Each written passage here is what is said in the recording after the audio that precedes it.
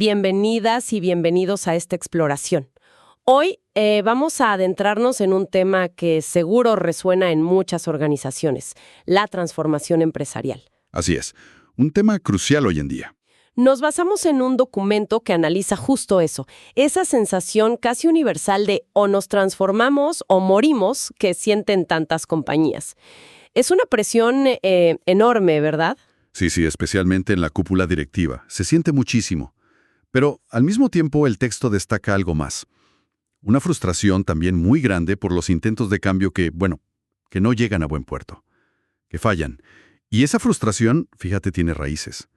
El documento apunta a que, con frecuencia, la propia dirección no tiene del todo claro el rumbo. O sea, saben que hay que cambiar, pero ¿hacia dónde exactamente? Claro, hay urgencia, pero no necesariamente una dirección clara. Y eso genera, me imagino, muchísima incertidumbre en todos los niveles, ¿no? Exacto. Incertidumbre y, como decías, frustración. Y bueno, ante esa falta de claridad, ¿qué suele pasar? Según este análisis, se tiende a caer en seguir la corriente, la última moda gerencial. Sí. La gestión de calidad total, luego el benchmarking, después la reingeniería. O invertir fortunas en esos paquetes tecnológicos que prometen ser la solución a todo. Se invierte tiempo, dinero, esfuerzo. Pero los resultados, a menudo son pobres. Decepcionantes. Y se crea un ciclo. ¿Un ciclo vicioso te refieres? Sí. Llega la nueva moda, se presenta como la solución definitiva a lo que la anterior no pudo arreglar. Se adopta con entusiasmo y, al poco tiempo, otra vez la decepción. Entiendo. Pero aquí el documento propone algo interesante. Sugiere que gran parte de esta frustración nace de no entender o quizás de no querer ver que hay dos tipos de transformación, que son fundamentalmente diferentes. O sea, no todo transformación es igual. Eso es clave. Exacto. Y las herramientas de una no sirven para la otra. Ahí está el problema. A ver, expliquemos eso. El texto las diferencia. Por un lado, habla de una transformación que llama lineal y acumulativa. ¿Qué sería eso? Bueno, piensa en optimizar lo que ya existe. Adaptarse al entorno, sí, incorporar avances, mejorar sistemas. Pero todo dentro del modo de hacer las cosas que ya tiene la empresa. ¿Cómo? Como afinar la máquina que ya tienes, ¿no? Hacerla más eficiente. Por ejemplo, implementar un software nuevo para mejorar las ventas. Justo eso. Estás mejorando un proceso, optimizando, pero dentro de la lógica actual de la empresa. Mejoras el cómo, pero no necesariamente el qué fundamental. Ok, eso es necesario, claro, para competir día a día. Sin duda. Pero, y aquí viene lo importante, hay otro tipo de cambio. El segundo tipo que menciona el texto, suena más profundo. Mucho más. Ocurre cuando lo que se cuestiona es precisamente ese modo particular de hacer empresa. Ya no basta con ajustar o mejorar lo existente. Sino que se necesitan rupturas, dice el texto. Cambios radicales. Eso es. Implica rediseñar la forma básica en que funciona la organización. Sus cimientos. Volviendo a tu ejemplo, si el mercado cambia tanto que tu producto principal ya no es relevante, un software de ventas nuevo no te va a salvar. Necesitas repensar qué vendes, cómo operas, todo. Exactamente. Repensar el modelo de negocio, la estructura, quizás hasta la cultura. Y aquí es donde se pone interesante el análisis, creo. Argumenta que aplicar esos programas parciales, esas modas que casi siempre son del primer tipo, de optimización, de la transformación lineal, pues que eso es totalmente insuficiente y frustrante cuando lo que de verdad se necesita es el segundo tipo de cambio, el fundamental. Es como el texto usa una buena analogía implícita, como intentar arreglar un coche con el motor ya obsoleto poniéndole llantas nuevas o cambiándole el aceite. Claro, puede que ruede un poquito mejor, pero el problema de fondo sigue ahí. Necesitas un motor nuevo o quizá otro vehículo. Precisamente. Y esa confusión entre qué tipo de cambio se necesita es, según este análisis, una causa central de los malos resultados. Entiendo. Si una empresa necesita reinventar su modelo básico porque el viejo ya no da más, las soluciones parciales, las modas, no van a arreglar lo estructural. Quizás generen alguna mejora cosmética, temporal, pero no van a la raíz. A menos que... A menos, claro, que esos programas parciales se integren de forma consciente en una visión más amplia, que sean parte de la construcción de ese nuevo modelo que busca reemplazar al obsoleto. Pero si se aplican sueltos, esperando que por sí solos solucionen un problema de diseño fundamental, El fracaso es casi seguro. Y esto nos lleva a una pregunta difícil, ¿no? ¿cuál? ¿Qué tan fácil es para una empresa, para sus líderes, saber realmente qué tipo de cambio necesitan? ¿Solo ajustes o una reinvención total? El documento subraya la importancia crítica de hacerse esa pregunta con honestidad. Entonces, la gran lección que nos deja este análisis es la necesidad imperiosa de diagnosticar bien antes de actuar, antes de lanzarse a implementar cualquier cosa. Sí. Preguntarse seriamente, ¿qué buscamos optimizar lo que ya somos y hacemos? ¿O la situación exige repensar nuestro modelo fundamental? Son caminos muy diferentes. Requieren estrategias distintas, herramientas distintas, liderazgos distintos. Totalmente. Y quizás, para cerrar, una reflexión que queda flotando. Adelante. Si esta frustración con la transformación es tan común como parece, ¿qué necesitan desarrollar las organizaciones para poder mirarse al espejo con honestidad? Buena pregunta. ¿Cómo cultivar esa capacidad de determinar si necesitan simples ajustes o una cirugía mayor, una reinvención de su modo de hacer empresa, más allá de lo que dicte la última moda o lo que haga la competencia? Esa capacidad de autodiagnóstico profundo parece ser la habilidad clave que a menudo falta. Exacto. Ahí queda la reflexión. Bienvenidos. Hoy vamos a meternos con una pregunta bastante de fondo, ¿no? ¿Por qué ese modelo de empresa, el que dominó todo el siglo XX, hoy parece que ya no da más? Algo que era súper exitoso y ahora como que frena. Y para analizar esto, tenemos unos extractos de un texto sobre organización, capítulo 1.pdf, que justo habla de esta crisis.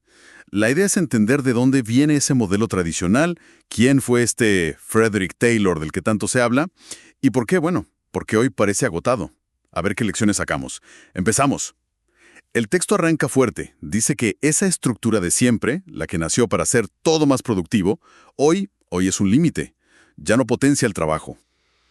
Exacto. Y es que, todo modelo de empresa busca eso, ¿no? Maximizar la productividad, generar valor. Pero la empresa tradicional nació para una cosa muy específica: optimizar el trabajo manual. Ese era el foco total a principios del siglo XX. Hay una analogía interesante en el texto de Margaret Yourcenar sobre Adriano. Dice que era como un vacío, ¿no? Los dioses viejos muertos, Cristo sin nacer.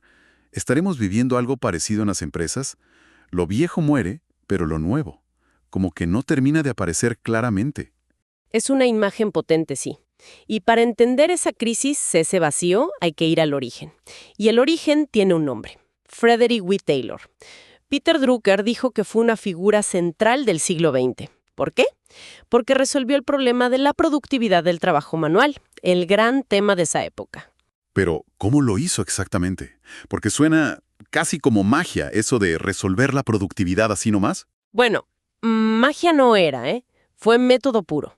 Su genialidad, si querés llamarla así, fue descomponer la habilidad, la destreza física del obrero, en sus partes más chiquitas, movimientos y tiempos. Medirlo todo, absolutamente todo. Y una vez que medís, podés rediseñar cada tarea para hacerla súper eficiente, sacar todo lo inútil. Ah, entiendo. Pero entonces, ¿quién hacía ese rediseño? Me imagino que no el mismo trabajador. Ahí está el punto clave. No, claro que no. Taylor hizo una separación radical. El obrero ejecuta, es el músculo. El ingeniero diseña, es la mente. El trabajador, según Taylor, no tenía que pensar, solo obedecer al pie de la letra. Tiene citas que son, muy directas. No les pedimos iniciativa, o a ustedes los tenemos por su fuerza, les pagamos a otros para que piensen. Brutal. Sí, suena fuerte hoy. Básicamente, el conocimiento del ingeniero se vuelve la clave de la productividad, no la habilidad del obrero. Y todo se estandariza. Totalmente. Se estandariza y se elimina la creatividad individual del puesto de trabajo manual. Y ojo, que al principio hubo muchas críticas, que era inhumano, que alienaba, el control extremo. Pero ¿qué pasó? El modelo se impuso igual, principalmente por la plata. Los aumentos de sueldo eran importantes. El caso de Ford y sus $5 al día en 1914 es famoso. Era muchísimo dinero. Eso y la idea de que se podía ascender socialmente hizo que para 1925 más o menos el taylorismo fuera aceptado, incluso por los sindicatos, y de ahí, bueno, se expandió a todo el mundo. Impresionante cómo algo tan resistido se vuelve la norma. Y lo más loco es que no solo en el capitalismo, ¿verdad? El texto dice que hasta Lenin lo adoptó. Sí. Lenin vio en Taylor la receta de eficiencia que necesitaba la Unión Soviética post-revolución. Aplicó esa lógica de diseño arriba, obediencia abajo, pero de forma masiva y rígida en la industria, y hasta en la sociedad. Gramsci en Italia también le vio el potencial organizativo, aunque paradójicamente esa misma rigidez, pensada para lo manual, después se volvió un problema enorme para los sistemas socialistas cuando el trabajo empezó a ser menos manual y más intelectual, digamos. Mientras tanto, en Occidente, Ford le sumaba a Taylor la línea de montaje, perfeccionando la coordinación entre tareas. Y de esa mezcla Taylor-Ford sale el famoso mando y control, ¿cierto? La idea de ordenar y vigilar todo el tiempo. Exacto. Es la consecuencia lógica. Si la tarea es simple, repetitiva y diseñada por otro, necesitas a alguien que controle que se haga como se dijo. El motor ahí es el miedo. Miedo al castigo, al despido. Y de ahí sale el capataz. Y bueno, después capataces de capataces, gerentes, toda la pirámide jerárquica que conocemos. Una estructura para mandar y supervisar. Una pirámide que servía para controlar, pero también para que la información subiera y bajara y para tomar decisiones arriba. Lenta, pero funcionaba para la época. Justamente. Permitió crear esas corporaciones enormes del siglo XX. Pero lo que antes era una ventaja, hoy es un lastre. Muchas veces le echamos la culpa a la globalización, a la tecnología, factores externos. Pero el texto insiste en un cambio interno que es fundamental. ¿Y cuál sería ese cambio interno tan clave? Es el cambio en la naturaleza del trabajo principal. Pasamos de un mundo donde dominaba el trabajo manual a uno donde lo que más valor genera es el trabajo no manual, el intelectual, el del conocimiento. Y ahí es donde el mando y control hace agua por todos lados. Simplemente no funciona para este tipo de trabajo. ¿Por qué? Porque en el trabajo intelectual, muchas veces el que sabe cómo hacer la tarea mejor es el propio trabajador, no el jefe. Imponerle cómo hacerlo desde arriba es absurdo, es desperdiciar potencial. Warren Bennis calculaba que se desperdicia hasta un 80% de la capacidad intelectual así. Claro, tiene todo el sentido. Y además, hoy con la tecnología que tenemos, el email, las herramientas de colaboración, esta comunicación lenta, vertical, de la pirámide, ya no tiene razón de ser. Es un cuello de botella. Totalmente de acuerdo. La tecnología hizo que esa función de la jerarquía como red de comunicación quede obsoleta. Es lenta y costosa, así que tenés una estructura pensada para un mundo que ya no es, un mundo de trabajo manual y comunicación lenta. Y por eso hoy es cara, es torpe y nos hace menos competitivos. Bien, entonces, para recapitular un poco. Tenemos este modelo que nació de Taylor, genial para optimizar el trabajo físico, basado en separar la mente del músculo, en controlar desde arriba con una jerarquía, y que hoy está en crisis porque el trabajo principal ya no es ese, es intelectual, y porque la tecnología cambió las reglas de la comunicación. La herramienta ya no calza con la tarea, digamos. Si este modelo tradicional se muere porque, en el fondo, no confía en la capacidad del trabajador del conocimiento, porque no sabe cómo gestionar ese saber, entonces, ¿cómo tiene que ser una organización que sí lo haga? Una que se base en la autonomía, en la confianza, para poder liberar todo ese potencial intelectual que, como decía Bennis, hoy está tremendamente subutilizado. Ahí está el gran desafío, me parece, construir sobre esa confianza. Algo para seguir pensando. Bienvenidas y bienvenidos. Hoy vamos a meternos de lleno en las ideas de Peter Drucker. Un tema que él veía como crucial para el siglo XXI. La productividad. Nos basamos en un análisis en extractos de un texto sobre su visión del trabajo no manual. o sea, el trabajo de conocimiento. La idea es entender por qué Drucker insistía tanto, ¿no?, en que resolver la productividad de este tipo de trabajo era tan importante como lo fue en su día la del trabajo manual, en el siglo XX. Suena fuerte, pero él creía que quien lo lograra, bueno, tendría la llave del futuro empresarial. Exacto. Comparaba la revolución industrial, que se apoyó en hacer más eficiente al obrero, con la necesidad actual de, digamos, potenciar al trabajador de conocimiento. Pero, ojo, advertía que no era nada sencillo. Para nada. De hecho, el análisis que mencionas, basado en Drucker, identifica como dos grandes nudos, dos dificultades. La primera parece simple, pero no lo es. A diferencia del trabajo manual, donde ves la tarea, ¿no? Fabricar esta pieza, ensamblar esto otro. Ujú. En el trabajo de conocimiento, la tarea en sí no siempre está clara. A veces ni siquiera se sabe bien cuál es. ¿Qué tiene que hacer exactamente un trabajador de conocimiento? ¿Cuál es el resultado que de verdad aporta valor? Y justo ahí es donde Drucker, según este análisis, se pone muy, muy agudo. Él diferencia entre hacer lo correcto, o sea, doing the right thing, y hacer las cosas correctamente, doing things right. Y señala algo que vemos todo el tiempo, ¿no? Gente, equipos, que ejecutan tareas de forma impecable, pero... Pero que esas tareas quizás no servían para nada. Exacto. O peor, que restaban valor. Y los sistemas de evaluación, bueno, miden la ejecución, el cómo se hizo. Pocas veces se preguntan si había que hacer esa tarea, si era relevante. Claro. Y ese énfasis en ejecutar bien lo irrelevante, dice Drucker, es un drenaje silencioso en muchas organizaciones. Sí. Y Russell Ackoff, otro grande, conecta con eso al hablar de efectividad frente a eficiencia. Efectividad es hacer lo correcto. Eficiencia es hacerlo bien.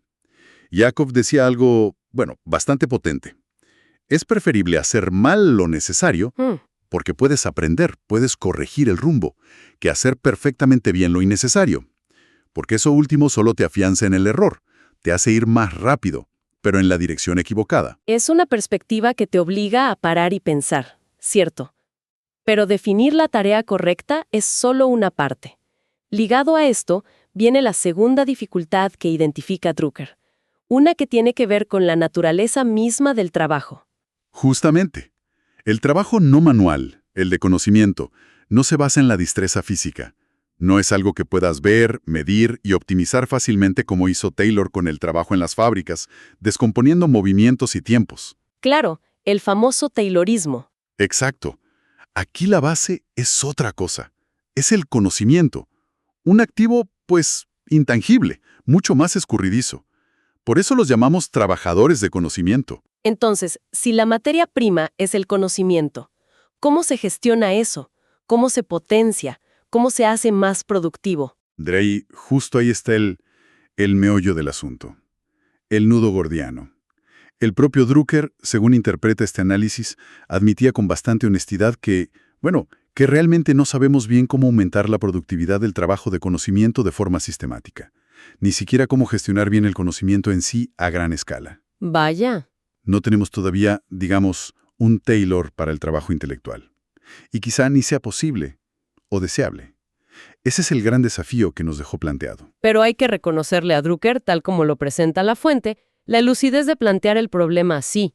Logró cambiar el foco, ¿no? Que las empresas dejaran de mirar solo hacia afuera, la economía, la competencia, y empezaran a mirar hacia adentro, a la naturaleza misma del trabajo que se hacía y a su productividad. Puso eso en el centro. Fue una reorientación clave, sí. Porque entender y abordar esto sigue siendo vital para cualquier organización que dependa del talento, de la inteligencia de su gente. O sea, prácticamente todas las organizaciones importantes hoy en día. Resumiendo entonces, el gran reto que nos deja Drucker y que sigue muy vigente es doble. Primero, definir y enfocarnos en hacer lo correcto en el trabajo de conocimiento. Y segundo, encontrar la manera de gestionar y potenciar ese conocimiento, que es la base de todo. Exacto. Y para terminar, el texto que analizamos deja una idea. Intrigante flotando. Sugiere que, aunque Drucker fue un maestro diagnosticando el problema, quizás la forma en que lo formuló nos llevó a buscar soluciones, por caminos no tan acertados. Ah, sí. ¿Cómo así? Insinúa que la respuesta podría estar de alguna manera como delante de nuestros ojos, esperando a que la reconozcamos. Interesante. Lo cual nos deja con una pregunta para darle vueltas, ¿no? Si la solución a la productividad del conocimiento está más cerca de lo que creemos, ¿qué nos falte? ¿Qué cambio de perspectiva necesitamos para poder verla y, claro, aplicarla? Una buena pregunta para cerrar. Nos deja pensando. Hola a todos. Siempre hablamos del trabajo como, bueno, como manual o no manual, ¿no? Categorías que parecen simples. Sí, muy directas. Pero, ¿será que de verdad reflejan cómo es el trabajo hoy?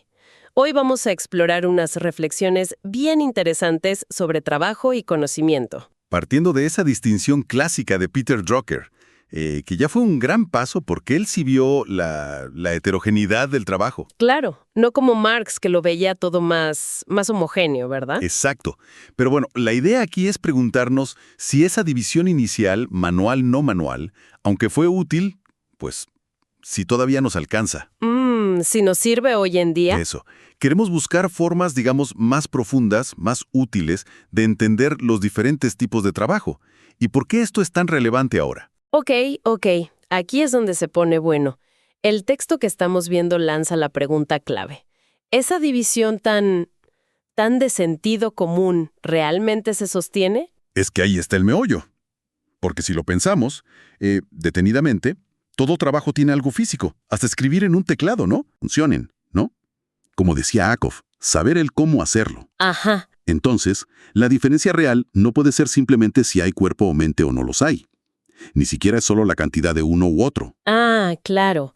Si ambos están siempre presentes, esa división como que se desarma un poco. Eso sí que lo complica. Y entonces, ¿qué proponen estas reflexiones? Bueno, proponen una distinción, yo diría, más potente. Diferenciar el trabajo según de dónde saca su poder para transformar las cosas. ¿Cómo sería eso? Por un lado está el trabajo que usa la fuerza física, y por otro, el que usa el poder transformador de la palabra. El poder de la palabra. Suena fuerte eso. Y lo es. Pensemos en lo que decía J.L. Austin sobre el lenguaje, que las palabras hacen cosas. ¿No solo describen? Exacto. Dar una orden, firmar un contrato, despedir a alguien, hasta declarar inaugurado algo. Son acciones que nacen de la palabra. Entiendo. Tiene ecos históricos, ¿no? El logos creador, hágase la luz. Bueno, hasta el abracadabra viene de ahí. Yo creo mientras hablo. Fascinante. Y lo interesante es cómo esto revaloriza trabajos como el gerencial, el estratégico. Esos que dependen mucho de comunicar, negociar, definir. Que a veces se menosprecian un poco por no ser físicos. Justo. Desmonte esa idea de que son improductivos o parasitarios. Como algunas visiones. Bueno, como la de Marx, por ejemplo. Entendido. Fuerza física versus poder de la palabra. Pero me imagino que no todo trabajo que usa la palabra es igual, ni todo el que usa la fuerza. ¿O sí? ¿Hay más distinciones? Muy buena observación. Sí, claro. Hay otra capa, otra dimensión, que es crucial y que corta transversalmente a las dos anteriores. ¿Y cuál es? La diferencia entre trabajo rutinario y trabajo creativo. Ah, rutina versus creatividad. Eso sí que se habla mucho hoy. Totalmente. El trabajo rutinario, bueno, es aplicar procedimientos que ya existen, ¿no? Seguir la receta. Sí. El creativo, en cambio, diseña algo nuevo. Una solución distinta, un proceso mejorado, un producto que no existía. Y las implicaciones son grandes, supongo. Enormes. Pensa en cómo se supervisa. Uno requiere más control, el otro más autonomía. El potencial de automatización es mucho mayor en lo rutinario, obviamente. Claro. Y hoy en día la capacidad de generar valor, de que una empresa sobreviva y crezca, depende cada vez más de ese trabajo creativo. Pensemos en los analistas simbólicos de Reich, gente que trabaja con ideas, con símbolos. Ok, rutina versus creatividad aplica a ambos tipos, fuerza y palabra. Ya, creo que mencionaste algo de afinar más dentro de lo creativo con la palabra. Sí, brevemente. Dentro de ese trabajo creativo basado en la palabra, podemos ver dos tipos. Uno es el trabajo contingente. Contingente. Sí, el que maneja situaciones imprevistas, pero dentro de marcos que ya existen. La idea es preservar las posibilidades, mantener las cosas funcionando. Un gerente de crisis, por ejemplo. Entiendo. Apagar incendios, digamos. Algo así. Y el otro es el trabajo innovador. Este busca y genera nuevas posibilidades. Crea oportunidades donde no las había. Piensa en un equipo de diseño creando un producto disruptivo. Ya veo la diferencia. Uno mantiene, el otro crea de cero. Exacto. Y claro, en la realidad, la mayoría de los trabajos mezclan un poco de todo esto, ¿no? No son categorías puras. Claro, tiene sentido. Pasamos de una división simple a, bueno, a varias lentes. Fuerza-palabra, rutina-creatividad y estos matices de contingente-innovador. Pero, ¿cómo juntamos todo esto?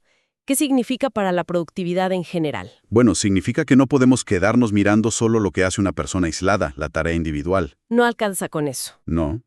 Para entender la productividad total, hay que considerar 3 dimensiones clave. La primera, sí, es la tarea individual, lo que hace cada uno. Ok. La segunda son las actividades de coordinación, o sea, cómo esas tareas individuales se conectan, se articulan en procesos más grandes. Esto es vital y muchas veces se descuida o ni se ve. La coordinación, el cómo encajan las piezas. Exactamente. Y la tercera dimensión es el trabajo reflexivo de aprendizaje. Es decir, analizar cómo estamos trabajando para poder mejorar en el futuro. Es invertir tiempo hoy para ser más productivos mañana. Aprender, innovar sobre el propio trabajo. ¡Qué interesante! Entonces, el recorrido fue. Empezamos con manual no manual, vimos que no era suficiente, pasamos a fuerza-palabra, luego rutina-creatividad con sus matices, y ahora estas 3 dimensiones: la tarea, la coordinación y el aprendizaje. Precisamente. Y entender estas distinciones y dimensiones nos da una perspectiva mucho más rica, mucho más completa, para evaluar el valor y la productividad, tanto de nuestro propio trabajo como del de los demás. Cambia la forma de mirar. Totalmente. Ya no es solo hacer, es cómo se hace, cómo se conecta con lo demás y cómo se mejora continuamente. Esto, de verdad que abre la cabeza. Sin duda. Y nos deja, creo, con una pregunta importante para seguir pensando. A ver. Si consideramos todas estas capas, fuerza-palabra, rutina-creatividad, contingencia-innovación, y las 3 dimensiones de tarea, coordinación y aprendizaje, ¿cómo cambia nuestra idea de productividad para esos roles que dependen tanto de la conversación, de manejar imprevistos, de generar ideas, comparados con roles más de ejecución física o de seguir procedimientos? ¿Dónde está el verdadero valor hoy? Bienvenidas y bienvenidos. ¿Alguna vez les pasó que un proyecto se traba por malentendidos? ¿O que una reunión termina y nadie sabe bien qué sigue? Sí. Pasa todo el tiempo. Bueno, hoy vamos a explorar un texto académico que da una vuelta de tuerca a esto. Propone mirar la productividad de otra forma, más allá de lo técnico. Así es. La idea central es potente. Dice que el trabajo no manual, el de oficina, digamos, se basa en el poder transformador de la palabra. El poder de la palabra. Suena interesante. Sí, porque argumenta que no alcanza con saber mucho, con tener conocimiento. La clave para ser productivos está en la acción. Y esa acción es, fundamentalmente, conversar. A ver, me gusta eso de palabra como acción. Entonces, el texto dice que así como Taylor descompuso su trabajo físico en movimientos, podemos hacer lo mismo con esto de la palabra. Exacto, esa es la analogía.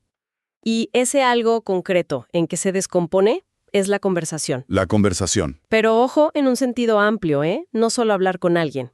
También incluye el diálogo interno que tenemos, escribir un mail, un informe. O sea, cualquier momento en que usamos la palabra para lograr algo. Justamente, palabra en acción es conversación. Entendido. Entonces, si la conversación es como la unidad básica, ¿cómo la analizamos? ¿Cómo la entendemos mejor? Bueno, el texto identifica 3 dimensiones, 3 dominios que están siempre presentes. El lenguaje mismo, claro. Lógico. La emocionalidad. Importante eso. Y la corporalidad. Lenguaje, emocionalidad, corporalidad. ¿Vale? Y dentro del lenguaje. Ahí están las competencias clave, ¿no? Saber escuchar de verdad, por ejemplo. No solo esperar el turno para hablar. Sí. Difícil a veces. Y también la habilidad para usar bien los actos del habla. O sea, hacer juicios que estén fundados. No tirar opiniones nomás. Saber pedir ayuda, claramente. O hacer una oferta que el otro entienda y le interese. Exacto. O hacer promesas que generen confianza, que se cumplan. Y las otras dos dimensiones, emocionalidad y cuerpo, ¿cómo juegan? A veces las dejamos de lado. Pero impactan muchísimo. La emocionalidad, bueno, es cómo manejamos las emociones en la charla. Un mal tono te puede romper una relación laboral. Totalmente. O al revés, captar la emoción del otro puede ayudar a llegar a un acuerdo. Sin duda. Y la corporalidad es todo lo no verbal. La postura, los gestos, mirar a los ojos o no. Claro, transmite seguridad o desinterés, a veces más fuerte que las palabras. Exacto. Dominar estas tres áreas juntas es lo que el texto llama competencias conversacionales. Ahora cierra. Si alguien no sabe pedir bien, o si reclama con un tono que genera rechazo, O sea, si falla en lenguaje o en emocionalidad, el impacto en la productividad es directo. para esa persona y para el equipo. Directo. Y pensemos en la coordinación entre personas o equipos. ¿Cómo se logra? Y hablando, supongo, pidiendo cosas, acordando. Exactamente. A través de conversaciones, peticiones, ofertas, promesas, son actos lingüísticos puros que aceitan la maquinaria del trabajo conjunto. Ahí se ve la potencia de estas competencias más allá de la tarea individual. Esto me conecta con la crítica que hace el texto a la famosa reingeniería de procesos. Ajá, buena conexión.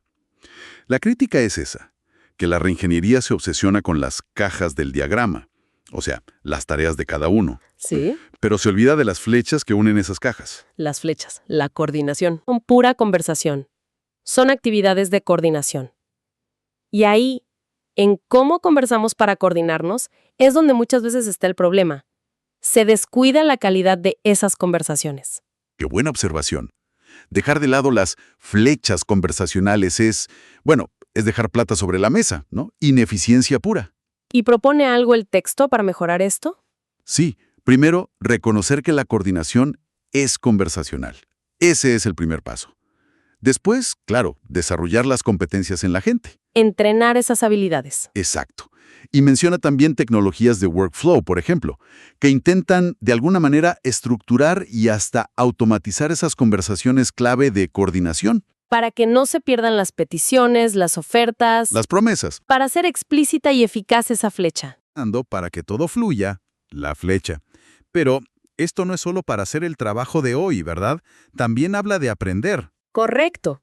Introduce una tercera dimensión del trabajo, que llama trabajo reflexivo de aprendizaje. ¿Trabajo reflexivo? Sí, es el trabajo que hacemos sobre nuestro trabajo actual, para pensar cómo lo estamos haciendo y cómo mejorar para el futuro. Ah, la mejora continua. Algo así.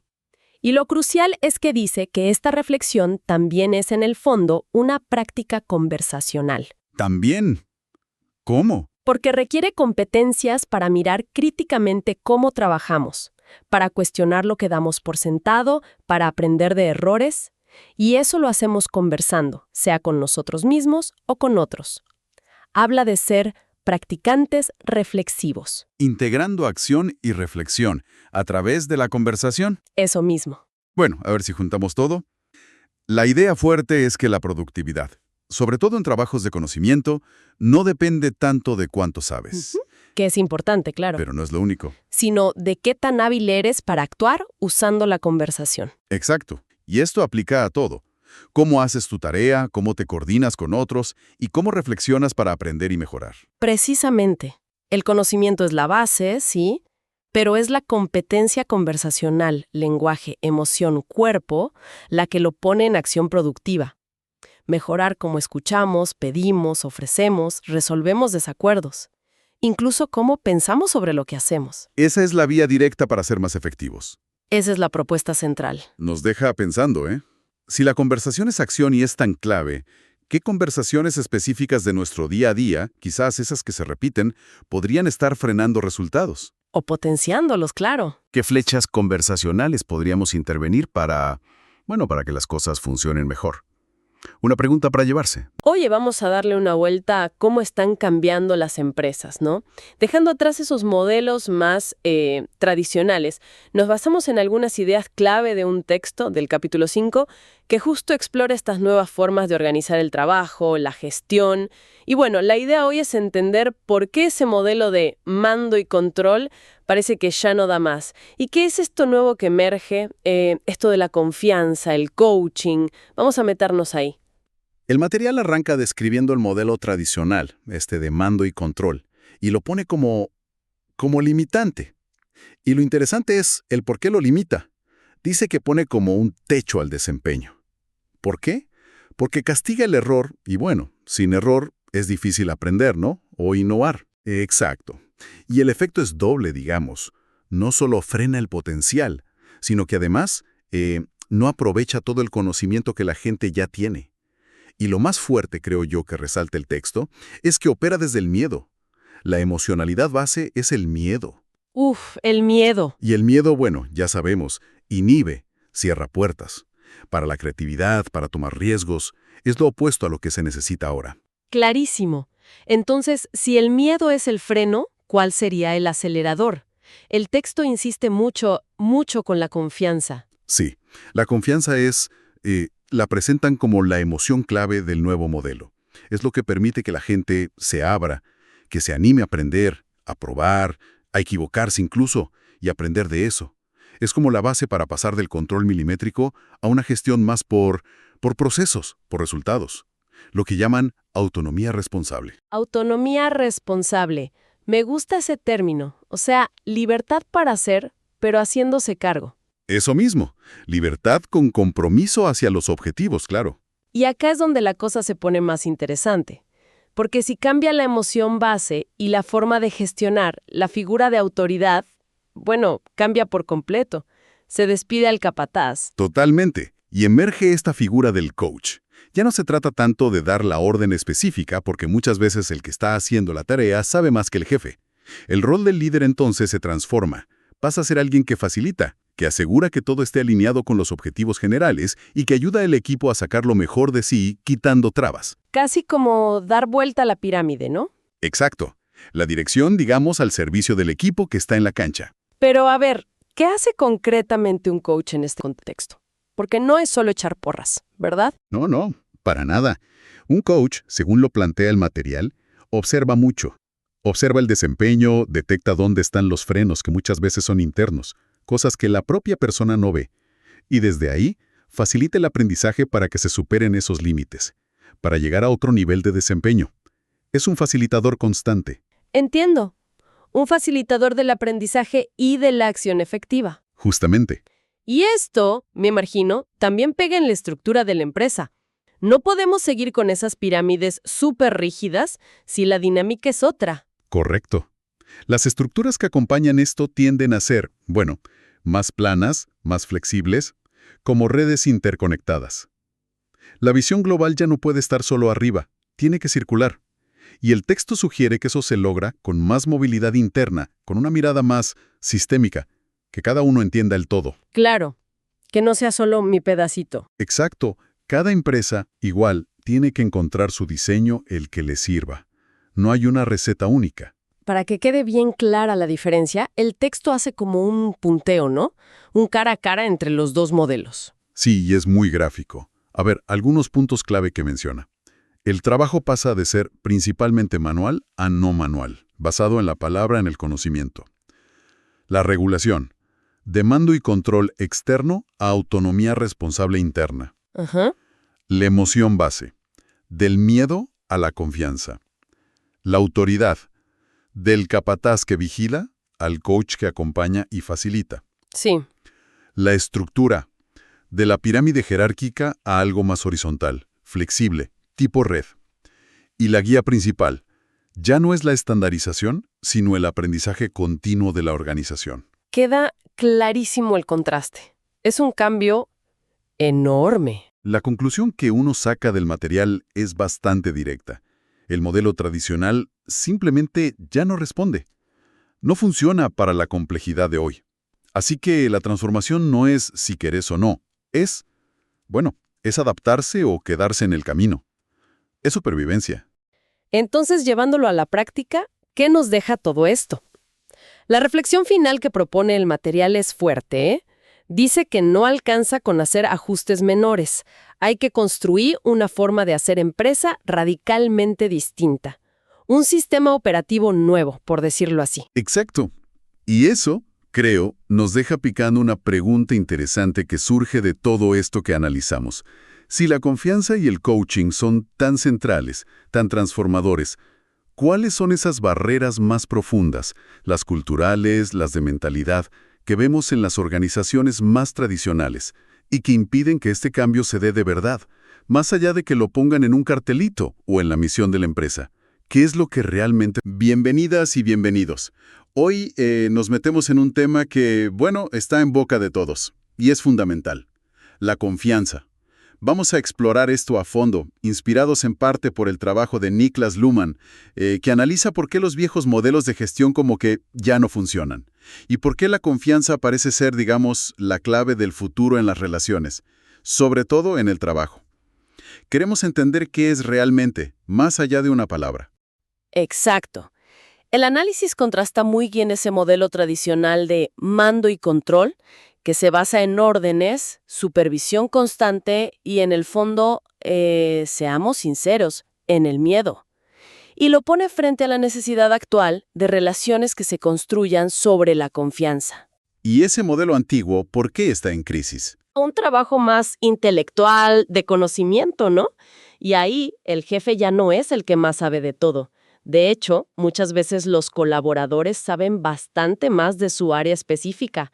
El control total es imposible. Claro.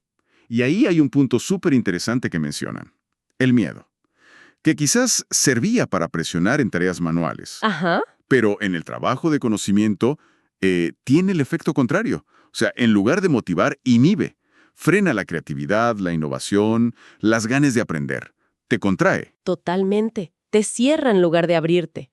Y por eso se habla tanto de confianza hoy en día. Pero ojo, el análisis advierte algo importante, ¿Qué cosa? que aunque la mencionamos mucho, quizás no la entendemos tan bien. No es solo una emoción o un sentimiento vago. Es como el pegamento de cualquier relación social que no esté basada puramente en la fuerza. Piensa en la familia, los amigos, hasta en la educación. Sin confianza, se desarman. Es la base, entonces. Es la base, y tiene que ver con algo muy humano. Somos vulnerables ante el futuro. Nadie sabe qué va a pasar. Sentir confianza en algo o alguien baja esa percepción de riesgo. Te da una sensación de más seguridad. Si no hay confianza, todo se siente más peligroso. El miedo crece. Y el análisis conecta esto directamente con la acción, ¿verdad? La desconfianza te lleva a actuar de una forma. Más conservadora, defensiva, a proteger lo que tienes, a no exponerte. Claro, como a guardar información, a no proponer ideas nuevas por si acaso. Exactamente. Son acciones para preservar el status quo, para minimizar ese riesgo percibido. Acciones de autoconservación. Y la confianza, en cambio, ¿qué genera? Justo lo opuesto. Es el motor para actuar, para transformar, para innovar. Es lo que te permite atreverte a hacer algo nuevo. El famoso espíritu emprendedor se basa mucho en eso. O sea, es lo que te impulsa a pesar de la incertidumbre. Eso mismo. Y se crea como un ciclo, ¿viste? La confianza te anima a actuar y luego esas acciones, las tuyas y las de los demás, refuerzan o debilitan la confianza que había. Y aquí entra algo clave, la competencia que demostramos. Si yo veo que alguien no es competente para hacer algo específico, pierdo la confianza en esa persona para esa tarea. Lógico. exacto. La confianza se erosiona ahí directamente. Y no solo pasa con personas, ¿eh? Ah, claro, también con las organizaciones. Totalmente. La calidad de un servicio, de un producto, impacta de lleno en la confianza que le tenemos a esa empresa o institución. ¿Y si esa confianza se daña y aparece una alternativa mejor? Adiós, cliente. Es una fuga directa si la confianza ya estaba tocada. La competencia percibida, o la falta de ella, es potentísima. Entonces, resumiendo un poco el panorama general, ¿qué estamos viendo? Pues estamos viendo un cambio grande. Un desplazamiento de sistemas basados en el miedo y el control, que quizás funcionaron para otro tipo de trabajo, Ajá. hacia un modelo donde la confianza ya no es algo lindo de tener, sino que es esencial. Es un requisito para que la gente colabore, para que las empresas sean ágiles, para que haya innovación. Sobre todo ahora, con el auge del trabajo de conocimiento. La confianza funciona entonces como un disolvente del miedo, podríamos decir. Me gusta esa imagen. Sí, disuelve el miedo, reduce la complejidad que percibimos y nos permite actuar de formas más expansivas, más creativas. Permite que la gente se anime a proponer, a arriesgarse un poco. Pero, y eso es importante, no se trata de ser ingenuos, ¿no? Para nada. El análisis recalca mucho la prudencia. No es confiar ciegamente en todo y todos. Se trata de aprender a discernir, desarrollar la habilidad de saber cuándo confiar, en quién, cómo. Es casi una competencia en sí misma. Ni ser crédulos y exponernos tontamente, ni caer en la desconfianza total que nos aísla. Muy interesante. Y bueno, para dejar pensando a nuestra audiencia, si la confianza es esta apuesta que hacemos para poder movernos y actuar en un mundo incierto, ¿cómo cambiaría la forma en que enfrentamos nuestros desafíos, los personales y los colectivos, si conscientemente tratáramos de crear espacios donde esa confianza prudente pueda crecer, en lugar de partir siempre de la desconfianza por defecto? Bienvenida, bienvenido a esta exploración. Hoy vamos a meternos con un tema fundamental, ¿no? La confianza, pero no solo entre personas, sino como ese pilar invisible que sostiene todo, desde una empresa hasta, una sociedad entera. Tenemos unos extractos de un texto, Confianza, capítulo 1. La idea central, que sigue Niklas Luhmann, es que la confianza es como indispensable. No es algo lindo de tener, es un requisito para que cualquier sistema social funcione. Así que nuestra misión hoy es entender bien por qué es tan vital y, más interesante todavía, ver cómo se genera, cómo se mantiene en un grupo. ¿Listos? Exacto. Y es una idea fuerte, ¿eh? Porque dice que ningún sistema social, pero ninguno, ni siquiera los que, digamos, se basan más en la fuerza, como el ejemplo que da de la mafia, puede funcionar sin un mínimo de confianza dentro. Es como el aceite del motor social. Sin eso, las cosas no avanzan, la cooperación se traba y, el sistema se puede hasta desintegrar. Vale. Entonces, si es tan necesaria, ¿cómo la construyen los sistemas? El texto habla de varios mecanismos. Uno clave, mencionaste recién, son las normas. Las reglas del juego, ¿no? Totalmente. A ver, si las normas son claras, si todos las conocen, si se perciben como justas, legítimas y si se respetan, claro, eso baja mucho la incertidumbre. La gente sabe qué esperar de los demás y qué esperan de uno. Eso es confianza pura. Claro. Ahora, por el contrario, si las reglas son confusas, o si se sienten injustas, o peor, si nadie las cumple. Ahí se pudre todo. Ahí se pudre todo, genera desconfianza, arbitrariedad, y eso pega dentro, en las relaciones, y también afuera. Pensemos en un país, afecta la inversión, por ejemplo. Tiene sentido. Y el texto también se pregunta algo interesante sobre esas normas, ¿no? Si fomentan la cooperación o más bien una competencia feroz. Es crucial eso. En una empresa se ve clarito, por ejemplo, en cómo evalúan a la gente o en las políticas de compensación. Premian al que colabora o al que pisa cabezas. Eso define mucho la confianza interna. Interesante. Y otro mecanismo que menciona es la información y el conocimiento. Saber lo que pasa da confianza. Parece obvio, pero distingue entre tener datos y saber qué hacer con ellos. Precisamente. Ahí está la clave. Una cosa es la información, los datos sueltos. Otra cosa es el conocimiento, el saber hacer, la capacidad de aplicar eso. El conocimiento es poder, sí, pero también genera una confianza muy profunda en la capacidad de acción del grupo. El ejemplo de Kennedy y la Luna es buenísimo. Fue una demostración brutal de confianza. Sí. No solo por la plata, sino por la confianza en todo ese conocimiento científico y tecnológico que tenían acumulado como país. Claro, confiaban en que podían hacerlo. Exacto. Y hoy, con la cantidad de información que hay por todos lados, la ventaja no es solo tenerla. La ventaja real es poder filtrar lo importante, entenderlo y usarlo bien. Eso genera confianza en la competencia del equipo, de la organización. Y esto nos lleva a otro punto que me pareció fascinante. El futuro. El sentido de trascendencia. ¿Cómo juega eso en la confianza? Juega muchísimo. Si la gente percibe que hay un futuro atractivo, un propósito en lo que se hace, eso aumenta la confianza ahora, en el presente. Históricamente, la religión cumplió mucho esa función. Claro, daba un marco, un sentido. Exacto, pero hoy vemos visiones más seculares haciendo lo mismo. Puede ser un proyecto personal potente o esa idea de estar haciendo historia, ¿viste? Como se promueve mucho en lugares tipo Silicon Valley. Ajá. Y es interesante cómo esto, según el texto, está cambiando la naturaleza misma del trabajo. Parece que estamos pasando de esa idea del trabajo como sacrificio que describía Adam Smith a una visión del trabajo como juego, como realización personal. Participar en algo innovador, en construir el futuro. Eso da un sentido profundo. Y ese sentido compartido alimenta la confianza mutua en ese proyecto. Las empresas que entiendan y fomenten eso, bueno, van a tener una ventaja enorme. O sea que la confianza no es solo algo estático, del aquí y ahora, sino que se proyecta, es una apuesta hacia adelante. Y menciona más cosas, ¿no? Habla de la propiedad, el dinero, la solidaridad interna, los valores compartidos, como que todo suma. Justo. No son piezas sueltas. Son como hilos que se entrelazan para tejer esa red de confianza. La solidaridad interna, por ejemplo, funciona como un pegamento más emocional, ¿no? Refuerza la confianza donde las reglas formales quizá no llegan o fallan. Entiendo.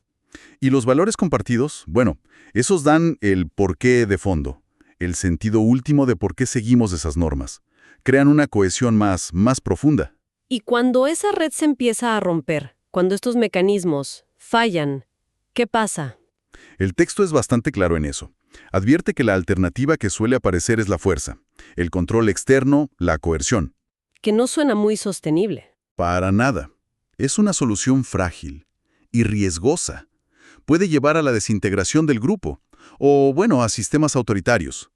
La confianza, en cambio, es mucho más eficiente y resiliente a largo plazo. Entonces, para ir cerrando, ¿qué nos llevamos de esta charla? Que la confianza es mucho más que sentir algo lindo. Es una construcción social, activa, indispensable. Exacto.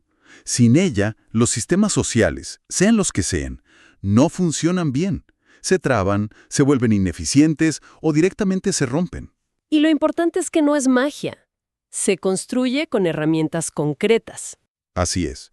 Reglas claras y justas, conocimiento que se usa bien, solidaridad entre la gente, valores que realmente unan y, clave, una visión de futuro que motive, que dé propósito. Entender y analizar estos mecanismos nos da como una radiografía, ¿no? Para ver qué tan sano está un grupo, una organización, lo que sea. Y nos queda una última idea quizás para seguir pensando después, que surge un poco de todo esto. Si el trabajo, como decías, está buscando cada vez más ser fuente de sentido, de propósito, ¿cómo creen que van a cambiar las expectativas de confianza entre las personas y las organizaciones, digo, en el futuro cercano? ¿Qué vamos a esperar unos de otros en términos de confianza? Ahí se los dejamos picando. Bienvenida, bienvenido. Hoy nos metemos de lleno en un material que nos dejó pensando, ¿no? Sobre la confianza y cómo cada cosa que decimos, cada conversación, como que la construye o la tira abajo. La idea es potente. El lenguaje no solo para describir, sino para crear realidades. Para transformar. Exacto. Es un cambio de chip importante. Dejar de ver el lenguaje como algo pasivo. La propuesta fuerte es que la palabra tiene este poder generativo. O sea, crea futuros, para bien o para mal, sobre todo en cómo nos relacionamos. Totalmente. Y ahí es donde entran estas competencias conversacionales que menciona el texto. Suena clave, pero ¿qué son exactamente? No es saber usar Excel, ¿verdad? No, para nada. Son habilidades mucho más de base, más genéricas, como dice el texto. Piensa en saber escuchar de verdad, pero de verdad. O en cómo hacemos una promesa y si la cumplimos. O, algo crítico, cómo fundamentamos nuestras opiniones, nuestros juicios. Ah, claro. Y la diferencia es que estas no se vuelven obsoletas como una habilidad técnica. Perduran. Entiendo. Y lo más interesante es que estas competencias, las genéricas, son como el soporte de muchas otras más específicas. Y ojo, de nuestra capacidad para aprender, para adaptarnos, para innovar en el fondo. Como el sistema operativo, decías antes. Ok, tiene sentido. Y el texto lo ata directamente a la confianza con la sinceridad. ¿Cómo entra eso en juego? Bueno, ahí distingue algo muy útil.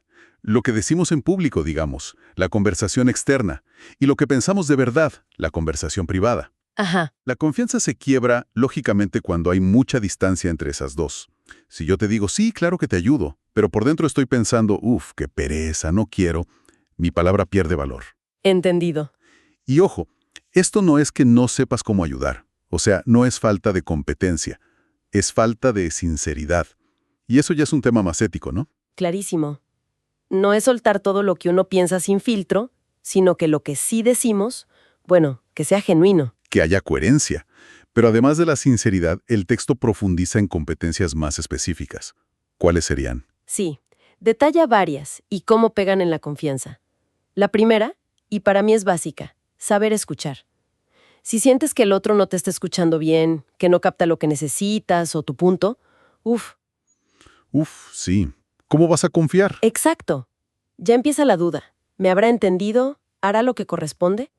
Esa incertidumbre, ya daña la base. Es que sin escucha no hay nada. ¿Y después? Luego habla de las afirmaciones. Esto tiene que ver con cómo manejamos la información, los hechos. El compromiso acá es con la veracidad.